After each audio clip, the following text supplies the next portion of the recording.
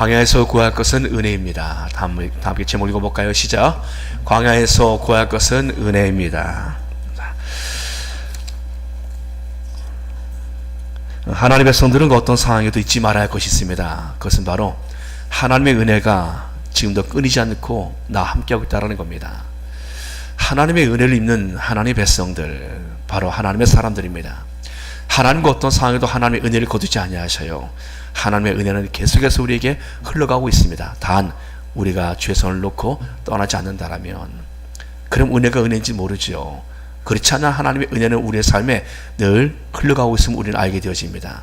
사랑하는 여러분들, 오늘 우리가 이스라엘 역사를 잠깐 살펴볼 필요가 있어요. 이스라엘 역사는 하나님께서 성경을 기록하기 위해서 사용하신 역사인데 지금의 이스라엘이 아닙니다. 성경에 있는 이스라엘 백성들을 말합니다. 이스라엘 백성들은 요셉 때문에 애굽에 내려간 적이 있습니다. 애굽에 내려갈 때 그들은 귀빈으로 내려가요. 왜요? 요셉이란 사람이 애굽의 총리로 높은 직이 있기 때문에 귀빈으로 VIP로 내려갑니다. 그러나 세월이 흘러서 요셉을 알지 못하는 왕이 등장하고 그들은 그 귀빈의 자리에서 이스라엘이 노예의 신분으로 좌천되어져요. 그래서 애굽에서 그들을 노예로 삼고 종으로 부리기 시작합니다. 하나님의 은혜의 시간은 400년이라는 시간이 흐릅니다. 이스라엘을 하나님께서 애굽에서 하늘의 별처럼 400년 동안 그들을 기르셔요. 숫자를 폭발적으로 성장시키십니다. 이스라엘은 비옥한 애굽의 그 땅에서 수백만의 숫자로 성장을 합니다. 신분은 노예였지만 그들은 강인한 체력을 갖게 되어져요. 그래서 애굽 사람들이 말해요. 그 애굽 이스라엘 여인들은 건강하여서 가면은 벌써 아이를 낳았다고. 산파들에게 남자들은 모조리 죽여라. 너무 숫자가 많다. 근데 그들이 뭐라 말합니까? 들은 너무나 강인해서 다 인정하는 바예요. 이스라엘 사람들이 얼마나 건강했는지요. 비록 노예지만, 비록 성을 쌓는 일을 하지만, 돌을 나르는 일을 하지만 그들은 매우 건강한 몸을 유지하게 됩니다. 하나님의 약속이 이루어지는 하나님의 시간이 되어지자 하나님께서는 이스라엘 애굽에서 이끌어내셔서 가나안으로 옮기십니다. 가나안은 적과 꿀을 흐르는 비옥한 땅입니다. 그 땅에서 그들은 넘어짐과 그리고 일어섬을 반복하면서 그 가나안 땅에 이스라엘 왕국을 세워요. 이스라엘 나라가 그곳에 세워집니다. 그리고 하나님께서는 그 땅에서 솔로몬의 범죄로 인해서 그의 아들 르호보암 때 남과 북으로 나누어져요. 하나님이 주신 그 나라가 나누어져요. 남쪽은 22명의 왕이 세워지고 북쪽은 왕조는 19명의 왕이 세워지면서 남왕국은 아수르에서 722년 대 멸망을 합니다. 아수르가 강력한 나라예요. 그 힘이 얼마나 강한지 그 나라가 이스라엘을 침범해 와서 이스라엘을 그냥 무너뜨려 버립니다. 그들에게도 하나님이 있었을 터인데 무너져 버려요. 그리고 그 무너진 힘을 가지고 남쪽 유다까지 치고 들어옵니다. 근데 남쪽 유다에는 누가 있었습니까? 당시에 히스기야라는 왕이 있었고 그리고 이사야 선자가 있었어요. 이 왕과 선자가 하나님 앞에 기도해요. 그때 아수르의 사내립이 와서 말합니다. 너희들을 항복해라. 너희들의 왕이, 우리의 신이 아수르의 손에서 구원해 줄 거라는 말을 믿지 말아라. 어느 나라 신도 우리의 손에서 구원해 주시는 아무도 없었다. 왕에게 속지 마라. 너희들은 그 안에 갇혀서 다 굶어 죽을 것이다. 대변을 먹고 자기들을 잡아먹게 될 것이고 너희들은 물도 못 먹게 될 것이고 너희들은 그 안에 참혹하게 다 죽을 것이다. 항복해라. 여러분들 이런 말을 하니까 민심이 얼마나 가라앉았습니까? 왕이 사내립의 조소를 가지고 하나님 앞에 올라가 기도해요. 이와 같이 기도합니다. 이러므로 히스기야 왕이 아모스의 아들 선지자 이사야와 더불어 하늘을 향하여 부르짖어 기도하였더니, 하늘을 향해 선지자와 함께 부르짖어 기도합니다. 두 사람이 기도하니까 역사예요. 여호와께서 한 천사를 보내시어 아수르 진영에 있는 큰 용사 대장 지휘관들을 모조리 죽이시어 하룻밤만 안에 18만 5천 명이 죽었다고 성경 기록하고 있습니다. 군사를 잃은 사내립 아수르의 왕, 초강대국 아수르의 왕, 군대가 다 죽어 송장으로 바뀌었어요. 하룻밤 만에. 힘이 쪽 빠집니다. 그리고 돌아가 조상묘시에서 그가 제사를 드릴 때 그 아들들이 반역을 일으켜서 아들의 손에서 죽어요. 그 사내립이 그렇게 죽어요. 아들의 손에서 죽습니다. 그때를 이용해서 바벨론이 아수르를 침범해 옵니다. 여러분, 바벨론이란 나라가 아수르를 침범하는 기회가 있지 않았다면 바벨론은 성장하지 못했어요. 아수르랑 그런 거대한 나라를 침범하고 아수르를 점령하니까 그 새가 어마어마하게 커져버린 거예요. 바벨론이요. 여러분들, 바벨론은 지금의 미국보다 훨씬 더 큽니다. 그가 차지했던 땅들은요. 가장 많은 땅을 차지했던 바벨론, 그들이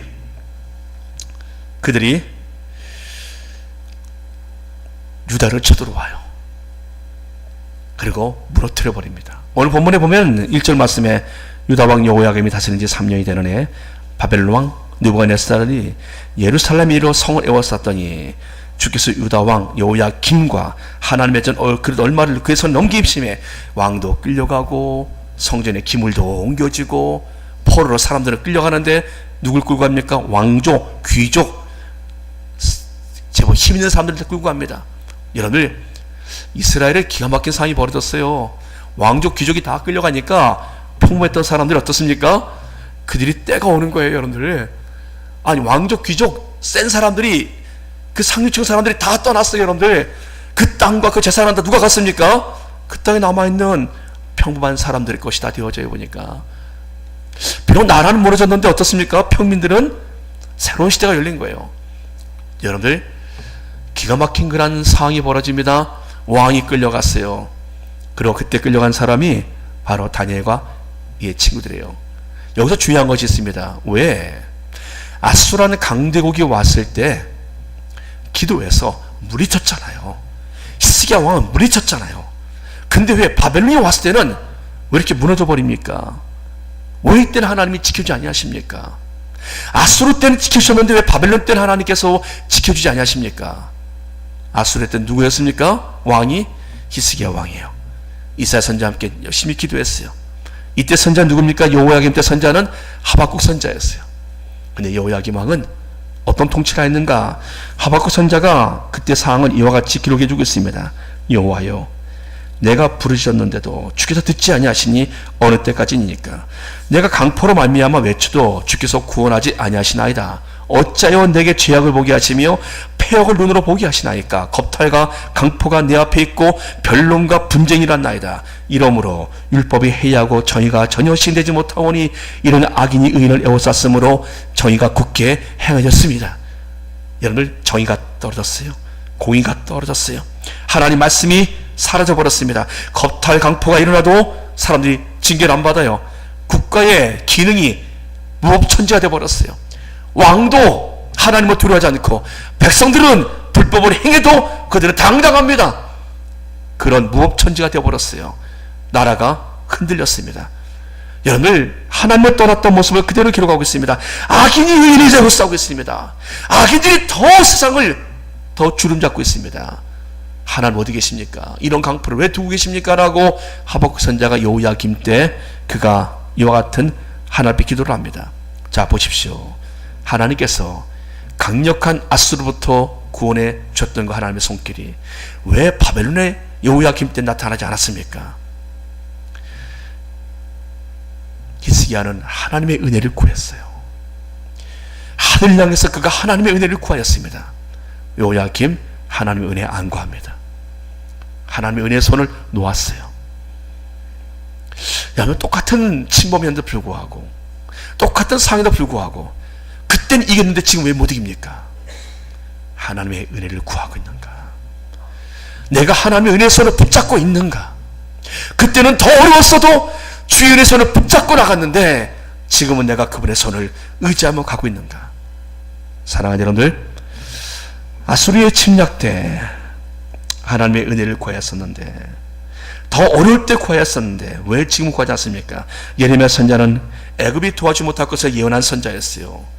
그들도 뭔가를 믿긴 믿었어요. 여호야김도 누굴 믿었습니까? 애굽을. 예레미야가 말합니다. 믿지 말아라. 애굽 믿지 말아라. 애굽은 너희들 도와주지 못한다. 애굽은 도와주지 못한다. 정말 바벨론이 애굽을 쳐서 그 거대한 애굽도 무너져 버려요. 역사 속에 갈그미스 전투라고 있는데 이 전투에서 바벨론이 그 거대한 애굽을 이겨버립니다. 그러니 이스라엘이 의지할 데가 없어요. 유다가요. 이렇게 바벨론은 강력한 나라로 성장을 합니다. 본문에 보니까 주께서 유다왕 여호야김과 하나님의 전 그릇 얼마를 그의 손에 넘기심에 그들이 그 신전에 자신들의 신전에 보물을 창고에 거두었더라. 신들의 보물에 여호와의 그 기물들을 글로 옮겨버립니다. 이건 상징성이 있는 거예요. 우리의 신이 그들의 신을 이겼다. 우리 바벨론의 신이 이스라엘 신을 이겼다라는 상징으로 거기에 있는 성전의 기물들을 자신들의 신전 복으로 옮겨놓습니다. 여러분들 여기서까지 보면은 하나님이 안 보여요. 하나님이 지신 것 같아요. 그때 여러분들 왕이 환관장에게 말합니다. 이스라엘 자손 중에서 왕족과 귀족 몇 사람을 그 중에서 흠이 없고 용모가 아름다우며, 이게 아무나 뽑히는 게 아니에요. 흠이 없어야 돼요. 저처럼 이렇게 흠이 많으면 안 돼요. 흠이 없어야 돼요. 깨끗해야 돼요. 그리고 용모도 아름다워야 돼요. 쫙 몸매가 아주 좋아야 됩니다. 이게 좋아야 돼요. 다 갖춰져 있어야 돼요. 그리고 모든 지혜를 통찰하며 지식에 통달하며 학문에 익숙하여 왕후에 설만한 사람 소년을 데려와라. 여러분들 인재 선발을 합니다. 여기 뽑히는 소년들은 보통 소년이 아니에요. 보통 잘생기면 안 돼요. 몸도 아주 멋져야 돼요. 그리고 지혜가 있어야 돼요. 똑똑해야 돼요. 지혜가 있고 학문도 깊어야 되고, 여러분 그러니까 몸짱 지혜 다 돼야 되는 겁니다. 얼굴 다 돼야 되는 거예요. 이런 사람들을 뽑아라. 다니엘과 그 친구들이 뽑힙니다. 그리고 그들에게 말해요. 갈대아 사람의 학문과 언어를 가르쳐서 철저히 그들을 바벨론 사람으로 바꿔놓아라. 그리고 왕이 직접 음식을 지정합니다. 왕이 지정하여 5절 말씀에 그들에게 왕의 음식과 그의 마시는 포도주가 날마다 쓸 것을 주고, 여러분들 바벨론 국비가 지원되었는데요, 합비만 지원되는 게 아니에요. 그들의 쓸 것까지 다 지원해 줍니다. 날마다 지원해 줘요. 그들이 날마다 써도 괜찮아요. 결제 누가 합니까? 바벨론에서 다 하는 거예요. 그러니까 바벨론에 주는 이 정책은요, 아마 거기에 포로로 끌려갔던 부모들의 마음이, 거기 내 자식 좀 넣었으면 좋겠다.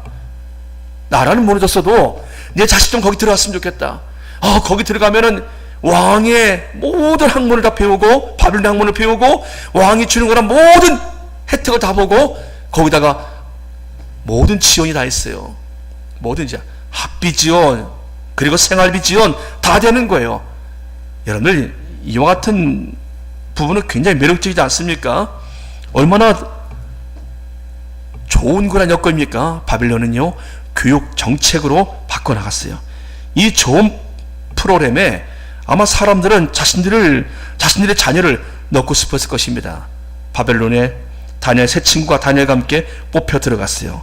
그런데 여기서 만약 그들이요, 왕이 시킨 대로 하고 왕이 주는 대로 먹고, 바벨론에 그들이 다 따라 하면 거기서 주는 옷 입고 거기서 주는 이름 바꾸고 바벨론 사람으로 살아가면 그들의 미래는 아마 보장되지 않았을까요? 바벨론의 고위직이 아마 오르을 것입니다. 그런데 이 상황에서 바벨론과 그 세 친구들은 영적 위기로 생각한다. 영적 위기.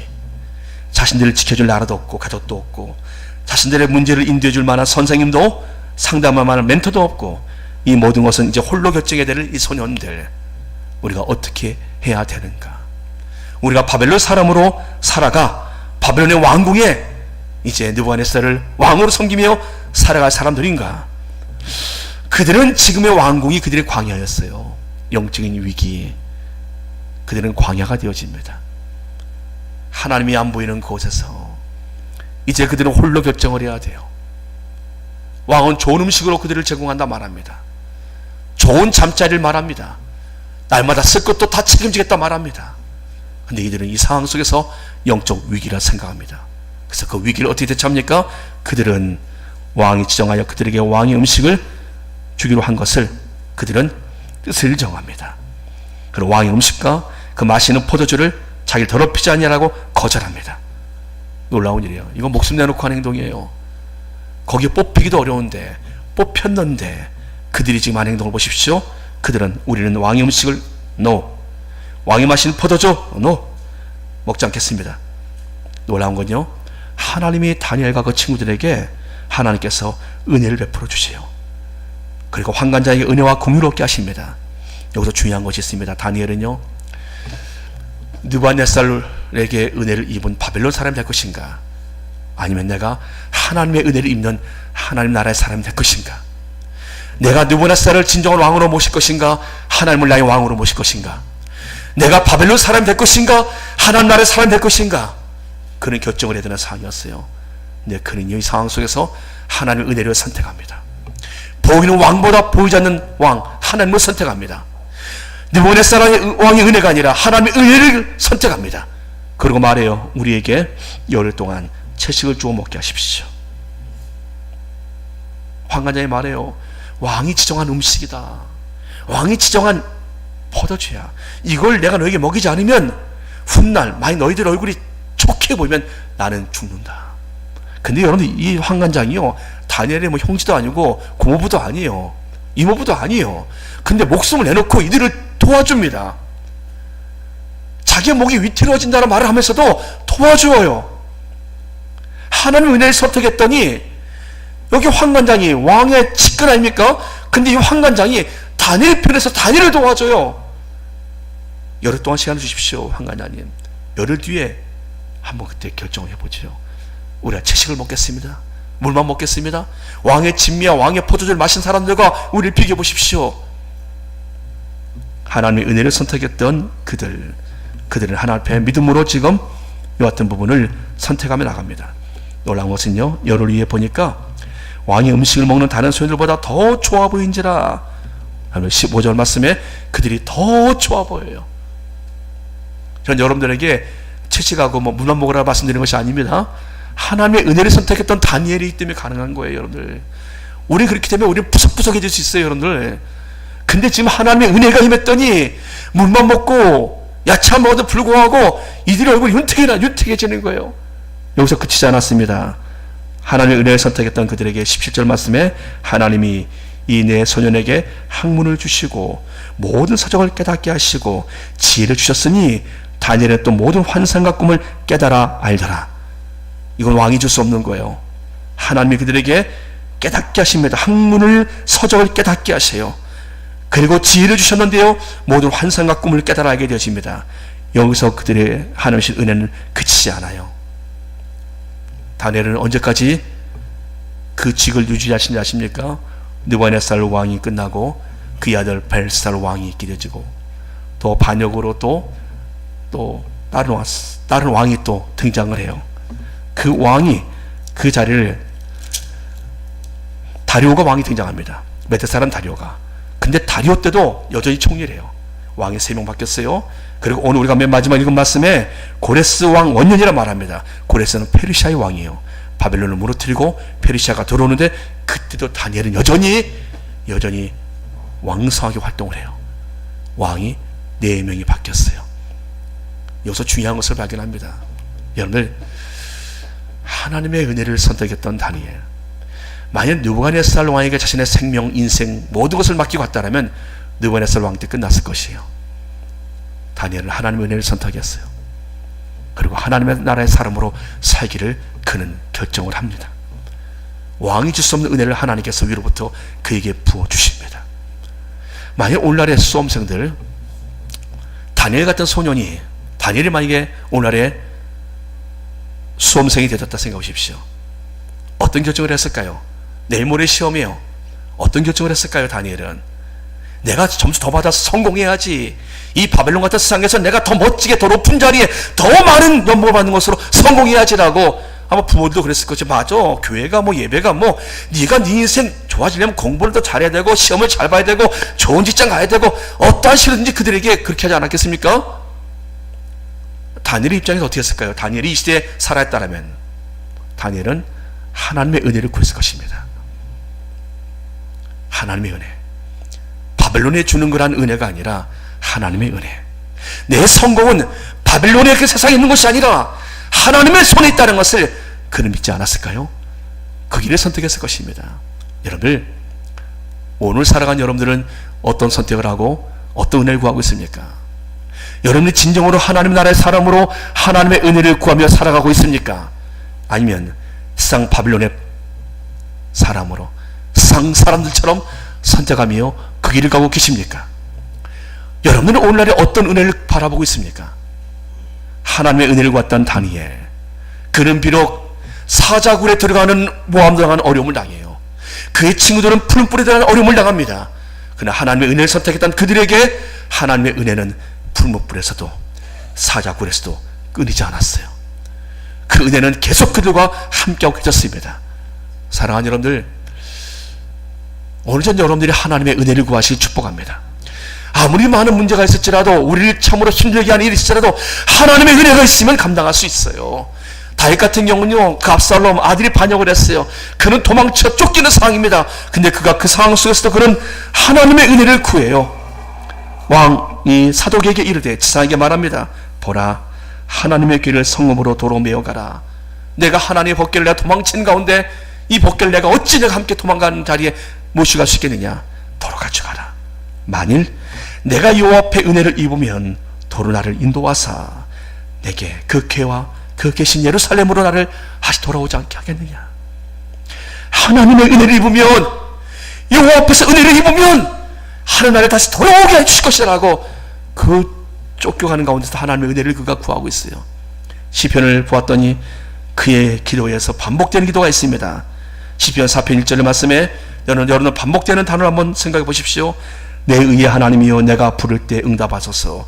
곤란 중에 나를 영원롭게 하셨사오니 내게 은혜를 베푸사 나의 기도를 들으소서. 시편 6편 2절 말씀에 여호와여, 내가 수초하였사오니 내게 은혜를 베푸소서. 시편 9편 13절 말씀에 여호와여, 내게 은혜를 베푸소서. 나로 사망의 문에서 일으키시는 주여, 나를 미워하는 자에게서 받는 나의 고통을 보소서. 시편 25편 16절 말씀에 주여, 나는 외롭고 괴로우니 내게 돌이키사 나에게 은혜를 베푸소서. 시편 26편 11절 말씀에 나는 나의 완전함에 행하오니 나를 속량하시고 내게 은혜를 베푸소서. 반복되는 말이 있습니다. 기도 내용이 어떤 내용입니까? 내게 은혜를 베푸소서. 나에게 은혜를 베푸소서. 한번 따라서 해볼까요? 내게 은혜를 베푸소서. 나에게 은혜를 베푸소서. 다윗의 반복되는 기도의 내용이에요. 사랑하는 여러분들, 그는 목동일 때도, 왕일 때도, 아들의 반역으로 도망칠 때도, 그는 그의 모든 왕위가 평안할 때도 그는 늘 구합니다. 하나님, 내게 은혜를 베푸소서. 사랑하는 여러분들, 하나님의 은혜가 답이에요. 하나님의 은혜가 있으면 살 수 있습니다. 하나님의 은혜가 있으면 길이 열립니다. 하나님의 은혜가 있으면 그 모든 상을 뛰어넘을 수 있습니다. 여러분, 하나님의 은혜가 내게 있는가가, 내가 그 하나님의 은혜를 구하고 있는가가 우리에게 중요한 부분이에요. 바울은 그 많은 사역을 감당하기 위해 그는 이런 고백을 합니다. 내가 뛰어나서 그 사역을 감당한 것이 아닙니다. 내가 나된 것은 하나님의 은혜입니다. 하나님의 은혜로 그 모든 사역을 그는 감당할 수 있었어요. 사랑하는 여러분들, 전 여러분의 바벨론의 이상의 사람으로 상의 은혜를 구하지 마십시오. 여러분은 하나님의 나라의 사람으로 하나님의 은혜를 구하십시오. 훗날 그리 하나님 앞에 섰을 때 하나님의 은혜 받은 하나님의 백성으로 여러분의 승자의 모습으로 쓰기를 주의 이름으로 축복합니다. 하나님의 은혜가 임하기를 축복합니다. 기도하겠습니다. 전능하신 아버지 하나님, 광야 같은 이 상에서 우리가 하나님 바벨론의 상에 빠지지 않게 주옵소서. 하나님의 은혜의 백성으로 하나님의 나라의 사람을 살도록 주 우리에게 오늘도 은혜를 베풀어 주시옵소서.